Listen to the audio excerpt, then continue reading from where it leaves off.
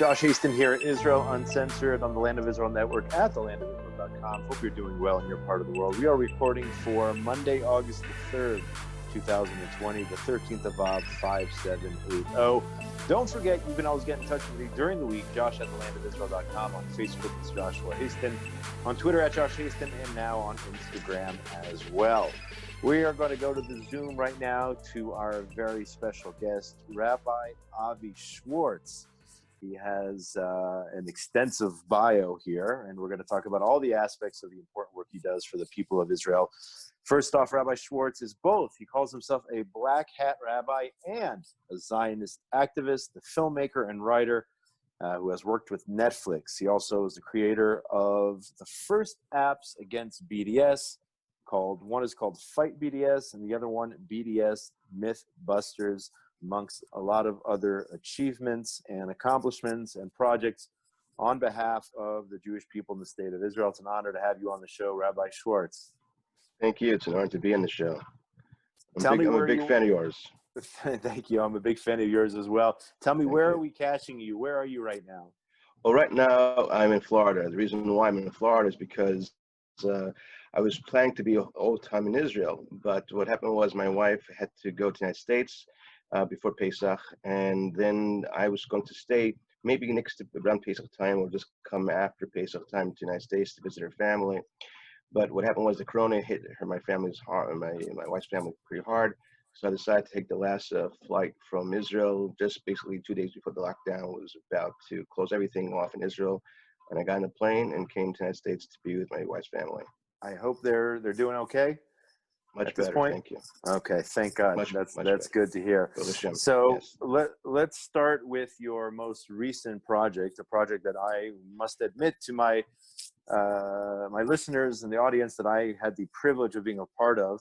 You started an online campaign called the Zionist Minute, a series of short educational video segments commemorating Zionism as the vehicle for expressing and achieving the human, national, and civil rights of the Jewish people. The minute features intellectual personalities or celebrities presenting a 60-second segment about Zionism and what Zionism means to them. So if you can't talk about that project. Sure. The idea of the Zionist Minute basically was to portray Israel and Judaism, Zionism in a very positive light. And the reason why is because the great deal of misinformation, disinformation, misrepresentation of Zionism and Judaism, and the reason why we are so connected to Israel. So I thought of making a minute type of presentation. And this is based on something that years ago I saw in the United States back in the 70s. In fact, it was in 1976, there was the Bicentennial Minute. And every night, I forgot which, I think it was CBS, played a special type of a minute whereby they presented celebrities talking about 1776 and why it was so important. And that stuck in my mind all these years. So I all of a sudden, about 2 or 3 months ago, I said, why not do the same thing for Zionism, a Zionist Minute, and get celebrities, intellectuals, get all these great famous people, human rights activists and so forth, and show why Judaism, Zionism is so important.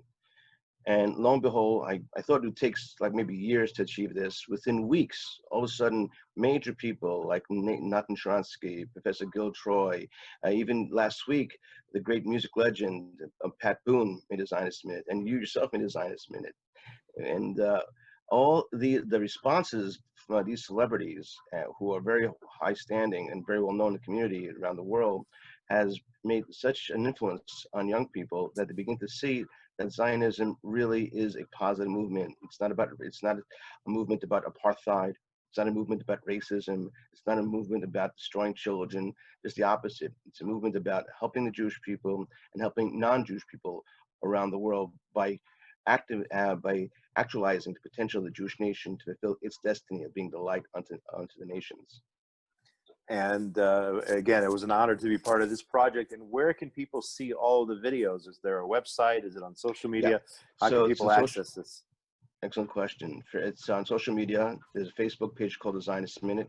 There's a Twitter page called the Zionist Minute. Now we're making Instagram, Pinterest, also spreading it through WhatsApp and so forth. And the celebrities themselves are sending it by email to other people and to encouraging as well. There's been articles written by Jeremy Derry, who also made a Zionist Minute in the Times of Israel. And it's just beginning to take off, which I'm really, really, thank God, I'm grateful to Hashem. So the Zionism that you possess, I'm going to take a stab at it and say you got a lot of that from your father. And I have a description about who your father was here in front of me. You are actually, Rabbi Schwartz, the son of the Palmach legend, Motke Esh Hagarzan, Motke the Axeman, who was the commander that led the 21 Palmach warriors who conquered Har Zion, that's Mount Zion, King David's tomb, in 1948, rescuing 1,700 Jewish men, women, and children from the onslaught in the Jewish quarter of the Old City. I mean, those are big shoes to fill with Very a legendary father, Motke the Axeman. Talk a little bit about your father, his achievements, his accomplishments, and what it was like growing up with a Palmach legend, and how that rubbed off on you. Thank you. I appreciate that. The family itself is very Zionistic in many regards. The family did become Zionistic themselves in 1900. We came back to Israel about 1870s. So we lived in Israel, lived in Jerusalem, and then by 1900s, our family went and became Zionists. And then the family became half Palmach and half Irgun. Irgun belonged to the Jabotinsky camp, and the Palmach belonged to the Yeshuv camp. Now, in terms of the attitude, each one wanted to make Israel. They had different attitudes and had different approaches and strategies how to create the state of Israel. But each loved the concept of making a national homeland for the Jewish people, a state of the Jewish people. And my father, when he was 17 years old, just after he graduated high school, he literally, in the summer of 1946, he went on his bed and just laid on his bed for 3 straight weeks, he told me. And just thinking about what should he do? Should he go to university because my father had a brilliant mind in mathematics, or should he join the Palmach? Now, the Palmach was the underground at that time. It was outlawed by the British. The British were in control of the land. And people knew that if one joins Palmach, may be taking one's life in one's hands because it's so dangerous. You may be caught by the British. But a year earlier, my father's cousin, who was a big person in the Irgun, was caught by the British, and she was sent. He was sent. Not sure it was exactly a male or female, and some say it was a male cousin, some say a female cousin. I'm not sure about which one, but either way, that person was placed in a African prison camp in Atarea for 2.5 years. So my father knew what it was to be if he were to join the Palmach. When he did make this decision, he said it's more important the people, the future of the Jewish people, Klal Yisrael, than his particular individual achievements in terms of, let's say, his own personal accomplishments for better himself in terms as an engineer, whatever the case. And that basically sums up the Palmach, meaning what? The Palmach, my father told me, always meant to the outsider, Plagot Machats, spirit forces. But my father said, we, the Palmachnikim, we had a different name for it. We took the acronym of Palmach, which is Pei Lamed Mem Chet, which means Palmach, and we said Po here, Lamed Lo, Maznachim Mem, which means abandon, Chet Chaver. Here we don't abandon a friend, and that's the Palmach attitude. That attitude of whereby you give yourself to whatever project, whatever need there may be in the community. That is the Palmach way, and that is what I learned from my father. So as you mentioned before, what it is to grow up with a legend and the shadow of a hero is interesting because my mother also was very heroic too. Also was a great Zionist. So when you have the combination of both people, a man and a woman together, father and a mother, both the same outlook, and yet both very modest and very humble. So to see such great people, so humble and so modest and always striving and telling you have to be a moral person, a good person, ethical person, giving yourself. And for example, what is to grow up in front of a hero, within a hero? I did not know until my father was about 85 years old. And I just had a book from Ben Gurion and reading Ben Gurion's diary. And I'm skipping pages. I come to page 100, the diary of Ben Gurion. And there he writes about Mount Zion, captured by commander of Company D, and that they saved 1,700 men, Jewish men, women, children from Hatzion. And I was shocked. I said, this is exactly my father's story. How could this be? He never told me this. So I came home and I told to my father, I said, isn't this about you? I said, yeah. I said to my father, how come you never told me in all these years that you and the 20 Palmach were responsible for saving 1,700 Jewish men, women, children? I didn't think about it. That was the attitude, and is the attitude of Palmach. And about 2 or 3 years later, I was walking around Mount Zion, and I saw, if you go to Mount Zion and Zion's Gate, you will see the Andarta, means the monument. There's a monument that Palmach made, erected in 1968 to give tribute to the 22 Palmach that my father, including himself, led. So you see these men who didn't want their names to be placed there. He said, we're one person. We don't want the credit. We're here everything to do for the Jewish people. And that Palmach attitude is what always pushes me on and inspires me to understand people come first, the nation comes first, the land comes first, the Torah comes first, Hashem comes first, and you have to give everything you have for your people to reach their highest potential. Those are amazing stories, and we're getting history here from you, Rabbi, which is amazing.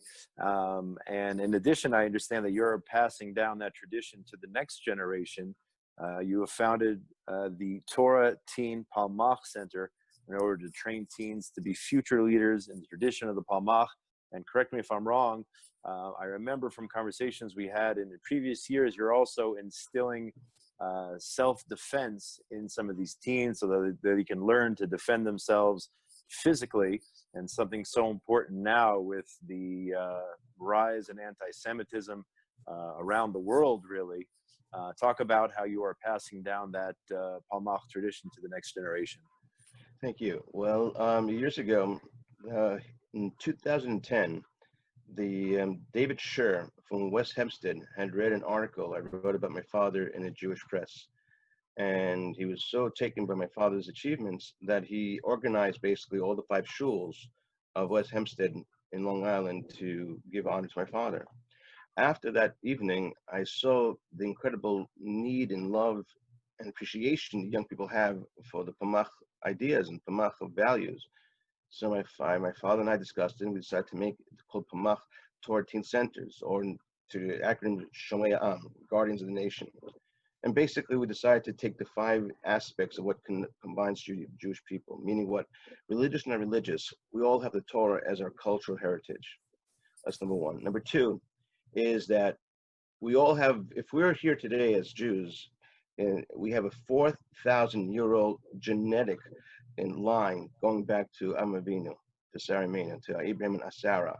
That means we have tremendous spiritual strength within our veins. If we survive 4,000 years, it means we are now leading, we're carrying the baton of Yiddishkeit, of Torah, of mitzvahs, of mitzvot, of our destiny, of our nationalism, our need, our love to return back home. Then the third thing is, since we're all Jewish as well, we all somehow in our families and our history have gone through anti-Semitism. Example, my wife's family went through the Inquisition.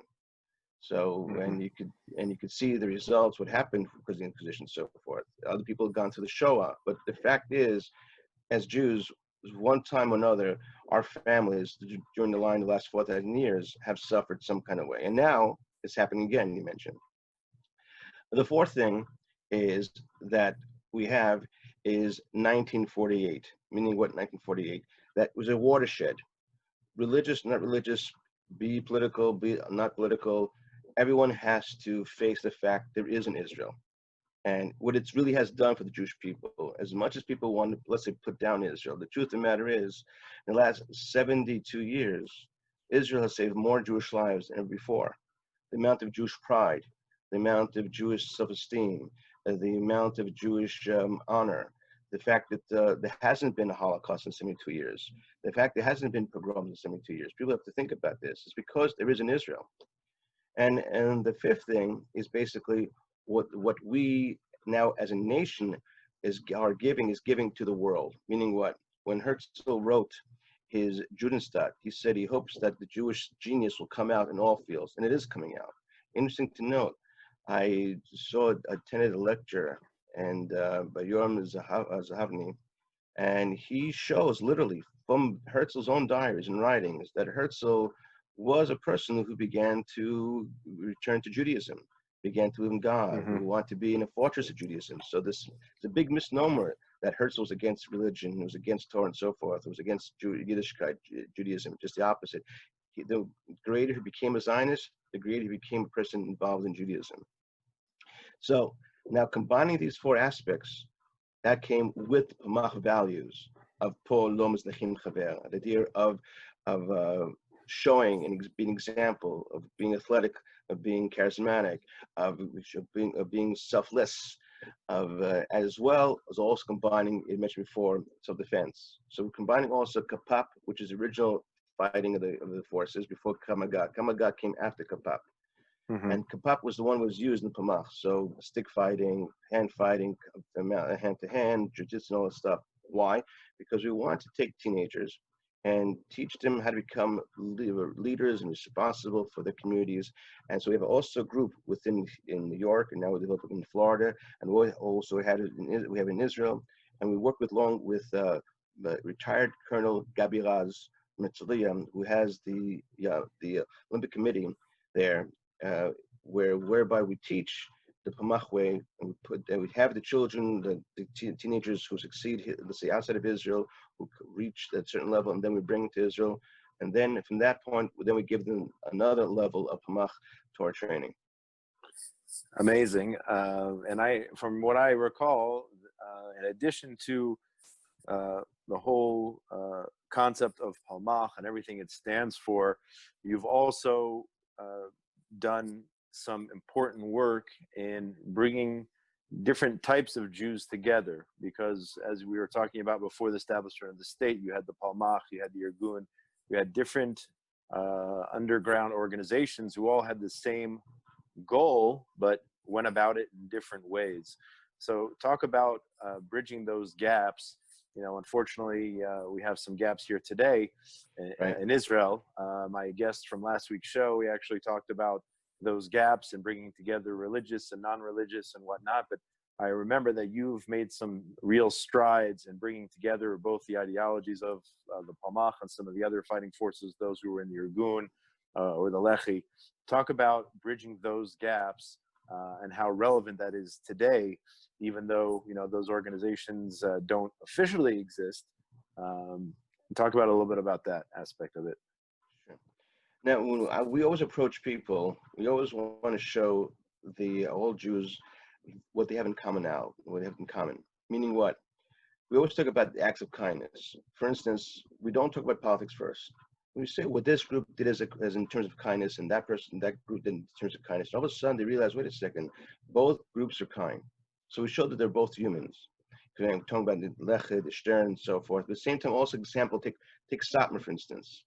So when we talk to someone of Satmar, they say, what, Zionism? I don't want to hear about it. But when you tell a Satmar Jew about all the heroic things one Jew does for another Jew, for example, of defending someone's house, going into battle, helping a child, all of a sudden they see it as a point of chesed. So all of a sudden, all that political barriers go down. Now, going back to your question in terms of the other groups, back in the day, it was in the 20s, 30s, and 40s, there was a question, how we're going to achieve statehood. No one knew how to do it. I mean, we hadn't had a state in 2,000 years. And we were learning and relearning and resurrecting our national character. So that being the case, then, do we become strong and we say we want to conquer everything? Or do we be covert and say, listen, we'll work with the British and not work with the British. At the same time, we'll do things with Jewish groups. No one knew exactly what the right way to do, because basically you're working against all odds. In the end of the day, of course, things succeeded. Meaning, in other words, that when we see and you show each group the fundamental aspect that they both are patriotic, they both care, they both want to better the Jewish world, but just the methods are different, then all of a sudden the tensions are reduced. Case in point, that Telena, which I do not like people repeating it over and over again. People like to say it was Palmach against Lagun and so forth. But if a person wants to be historical, it wasn't Palmach or against Ilgun. If it historically was, that was 2 weeks after Israel became a state, and May 28th, the new government made a proclamation that there be no more underground armies, none. Palmach had to be disbanded, going to be disbanded, Shem to be disbanded, cannot be disbanded, all disbanded, make Tzahal. So if one wants to be technical, it was Tzahal now trying to take the other group and get the weapons, so to speak, that was into the Tzahal army. But no one wants to talk about it historically. They want to talk about it politically. So I always tell people, stay away from these things, because why revive the history? What happened was in 48. Let it be buried in 48. We don't have to revive any more of that hatred that happened there. And the fact is amazing is, when I saw my father, this great Palmachnik, where he used to go to attend a shul in Sunnyside in Queens, who was the head of the shul there? A person from the Ilgun. And he and my father every day would have a cake together and drink coffee together and so forth. As I mentioned before, half my family was the Ilgun. If there is love between people, they'll ignore all the political, quote unquote, nonsense, because they'll see what they're really all about. Going now to our time, 5,780 this year, 2020. We have to first see ourselves as one thing. We're in the same boat. We have one little country. We're only 14.1 million people in the whole world against a sea of 7 billion non-Jewish people. There are 240 nations. We're only one nation. We're the only Jewish nation. And we cannot take knives and stab ourselves in the back. And we can't stab the other Jewish person in the back. That's the reason why we were in exile for 2 years. Now all of a sudden, like as though we forgot the reason why we're in exile. We were in exile because we didn't show love to each other. But that being the case, then, by seeing the humanity in each other and understanding each person is a patriot, and they may have a different way to achieve it, all of a sudden barriers are reduced, and then commonalities. And talking about each other's history and respecting each other's way, how to achieve it without insults and so forth. That then produces a unity between all Jews. Yeah, Jewish unity, that's really what it's all about. If we want to continue forward, we really need Jewish unity. I think we're actually a lot more united than people realize, but that being said, there's always room for improvement. We are running out of time, Rabbi Avi Schwartz, but I want people, once again, to be able to discover your latest project, the Zionist Minute, this series of 1-minute videos discussing the importance and of Zionism. Again, how can people discover the Zionist Minute, number one, and how can people reach you, whether it's getting more of this fascinating history about the Palmach, or learning about the teens who are learning in the Torah Teen Palmach Center, or just to hear more about what you're doing and all your different projects to fight BDS and promote Zionism. Again, I'll repeat the question: the Zionist Minute, number one, and then how can people reach you? Okay, Zionist number one, you can just go to Zionist Minute page on Facebook or Zionist Minute at Twitter. And there you can leave comments. Also, I invite the public as well to make their own Zionist Minute, why it's important to them to be Zionist. We not only do we need intellectuals and writers and famous people, but I want everyone together, because guess what? Because everyone's special. Without one Jew is missing, then basically everything's missing.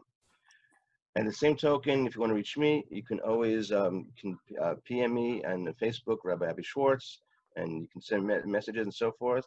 Or if you want to email me, you can email me at realas48@gmail.com. Again, REAL, real as AS48@gmail.com. And I'd be more than happy to answer your questions and to be in contact with you, because we have to have unity and we have to bring ourselves to the next level of our redemption. And if you didn't catch any of that out there, you can always reach out to me, and I would be happy to put you in touch with Rabbi Avi Schwartz. Truly remarkable, doing amazing work. Rabbi, we hope to see you back here in Israel very, very soon. Hopefully we'll get a grip on this coronavirus, and we'll see you on this side of the pond, as they say. I want to thank you so much for your time today here on the show. You've been listening to another edition of Israel Uncensored here on the Land of Israel Network at thelandofisrael.com, recording from Monday, August 3rd, 2020, the 13th of Bob 5780. Hope you are safe in your part of the world. Shout out to Benjamin Bresky, engineer extraordinaire, for all the work he does behind the scenes. Tabitha Epstein, also for the amazing job she does here at the network. My name is Josh Hasten.